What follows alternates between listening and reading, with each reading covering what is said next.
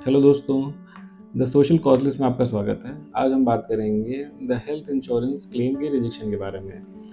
बहुत से लोगों को ऐसा लगता है कि हेल्थ इंश्योरेंस क्लेम अगर रिजेक्ट हो गया है तो केवल और केवल आपका सहारा कंज्यूमर कोर्ट्स ही है, जबकि ऐसा नहीं है। कंज्यूमर कोर्ट जाने से पहले भी हमारे पास 3 ऑप्शंस होते हैं कि जहाँ पर हम अपनी बात रख के हो सकता है कि मामले का निपटारा वहीं पे करा सकते हैं और हमें हमारा जो पॉसिबल क्लेम है वो मिल जाए। जिसमें सबसे पहला जो डिपार्टमेंट होता है जीआरओ, यानी कि ग्रीवांस रेड्यूसल ऑफिसर। अब जीआरओ बैठता कहाँ है?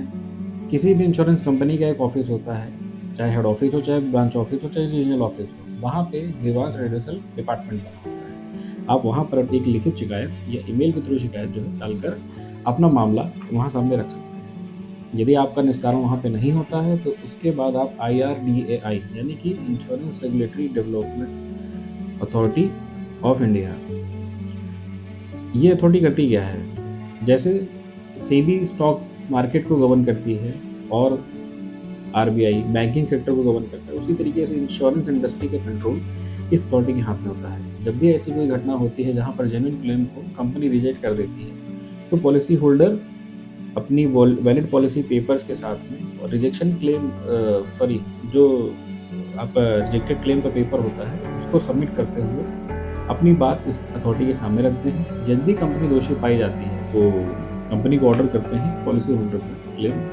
विद कॉस्ट अदा किया जाए। यदि इन दोनों पटल पे आपका काम नहीं होता है तब क्या करें?